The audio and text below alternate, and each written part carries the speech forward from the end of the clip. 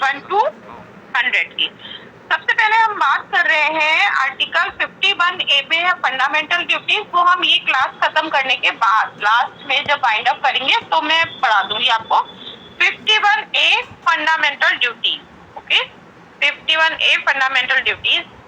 अब है ये आर्टिकल 52 में क्या है? The president of India, Bharat का राष्ट्रपति। 52 में the president of India, Bharat का राष्ट्रपति। Article 53 executive power of the union, यानी जो हमारी यूनियन या केंद्र सरकार या सेंट्रल गवर्नमेंट है उसकी एग्जीक्यूटिव पावर यानी कार्यपालिका शक्ति किसमें निहित होगी? द प्रेसिडेंट ऑफ इंडिया यानी भारत के राष्ट्रपति में। तो 52 president of India and 53 article executive power of the union. Article 54 is election of president, यानी जो राष्ट्रपति है उसका निर्वाचन होगा। हमारे यहाँ प्रेसिडेंट इलेक्टेड है, ऐसा नहीं है कि एक राजा है उसका बेटा राजा बनता है, वो वाला सिस्टम हो।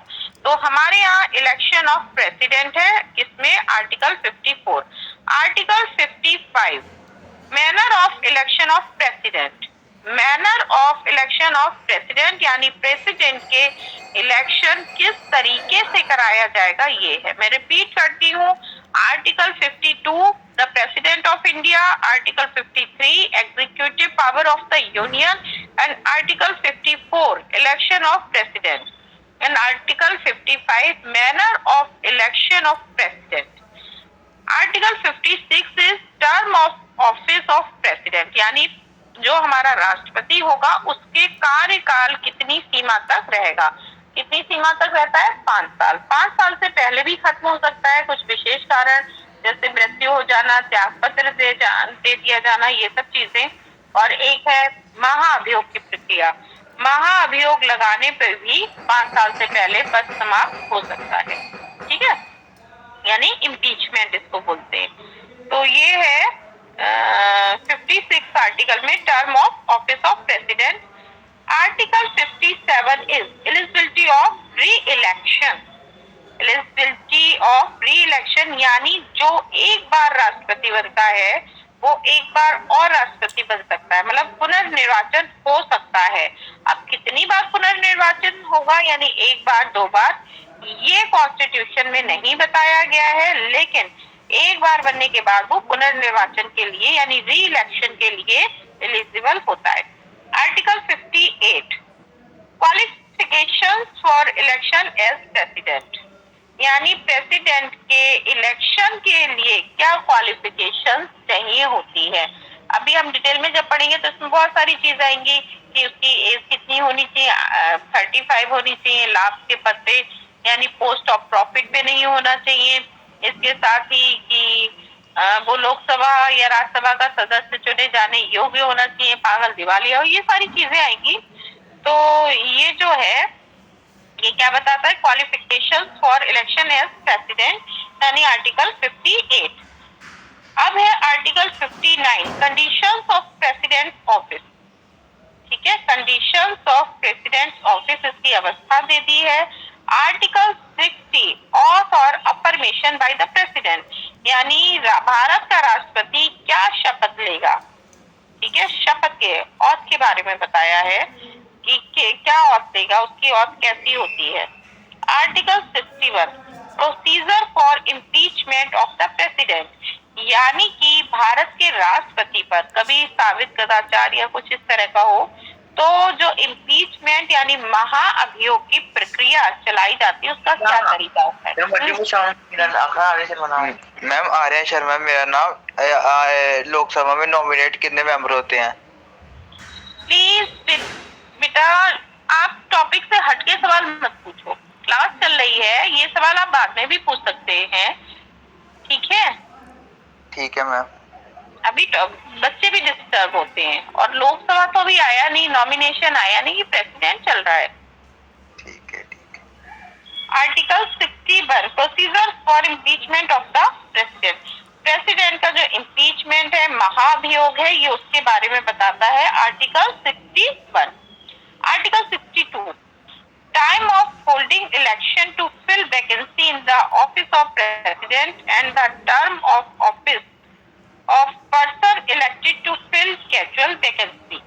यानी कि इसमें बताया गया है यदि राष्ट्रपति का जो पद है वो रिक्त होता है तो कैसे इलेक्शन होगा और किन किन स्थितियों में होगा। क्योंकि हेलो बोलिए मैम, फिर से रिपीट कर सकती क्योंकि मैम आपकी वॉइस नहीं आ रही थी मेरी तरफ, तो इसलिए मैंने फिर से क्लास ज्वाइन की थी अभी। Article 62 time of holding election to fill vacancy in the office of president and the term of office of person elected to fill casual vacancy। यानी राष्ट्रपति का जो पद रिक्त होता है ये उस रिक्ति को भरने के लिए जो इलेक्शन होगा उसकी बात कर रहा है। अब ये हमने देखा है आर्टिकल 52 से आर्टिकल 62 तक किसकी बात की गई है, प्रेसिडेंट की है। मैं एक बार फिर से रिपीट करती हूँ। 52 president of India, 53 executive power of the union, 54 election of president, 55 manner of election of president and 56 article term of office of president, 57 article eligibility of re-election and 58 article qualifications for election as president, 59 article conditions of president's office, 60 oath or affirmation by the president, 61 procedure for impeachment of the president and article 62 time of holding election to fill vacancy in the office of president and the term of office of person elected to fill casual vacancy। तो ये हमारे article 52 से start होके article 62 तक हो गया। अब हम बात करते हैं वाइस प्रेसिडेंट की।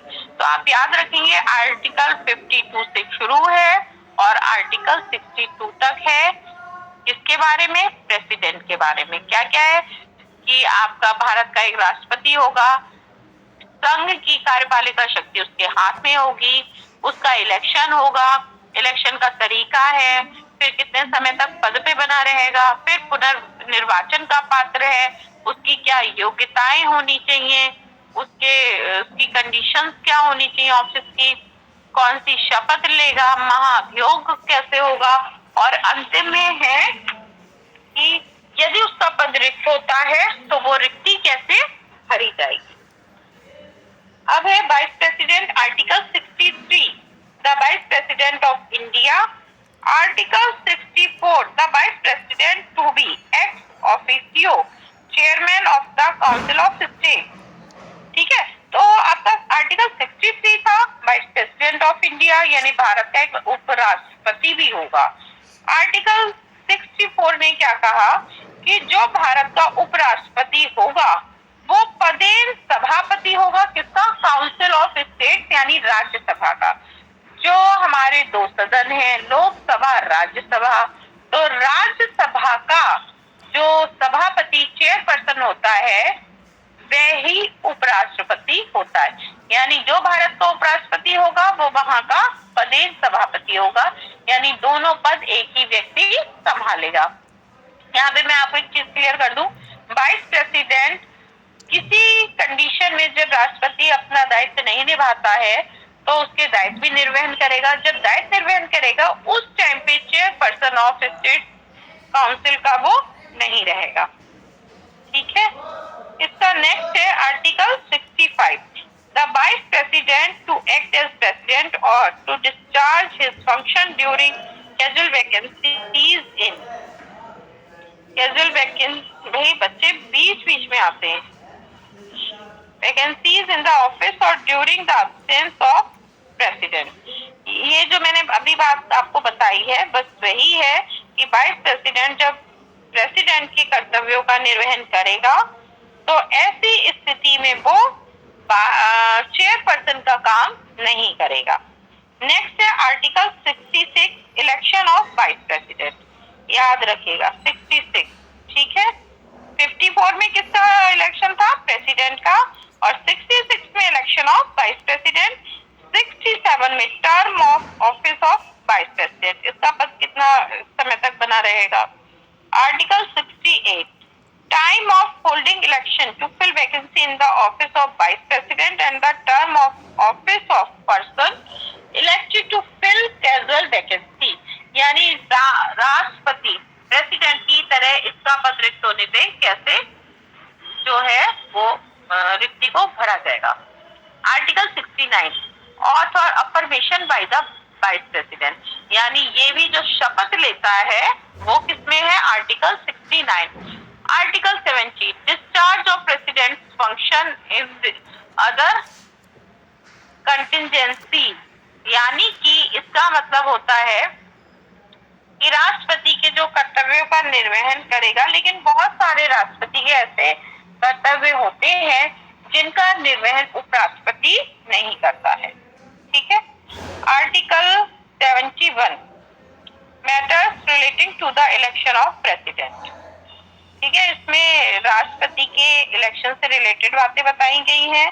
अगला है article 72 power of president to grant pardon, किसको सस्पेंड, डिमिट और commute sentences in certain cases, यानी राष्ट्रपति की क्षमादान शक्तियां, राष्ट्रपति को कुछ क्षमादान शक्तियां होती हैं जो आर्टिकल 72 में दी गई हैं। ठीक है, याद रखिएगा। जब सुप्रीम नॉर्मल जो डिस्ट्रिक्ट कोर्ट होती है उससे सजा सुनाती है, फिर हाई कोर्ट में अपील होती, हाई कोर्ट से सुप्रीम कोर्ट में होती, यदि सुप्रीम कोर्ट भी उस पनिशमेंट को माने दे दे तो फिर सुप्रीम कोर्ट से अगर अपील होगी तो वो कहाँ पे होगी, आपके इसमें प्रेसिडेंट के पास होगी। ठीक है, हालांकि इसके भी बड़े रूल्स हैं कि लिखित रूप में होती है यानी इन रिटन होती है, और फिर प्रेसिडेंट जो कह देगा वो लास्ट है।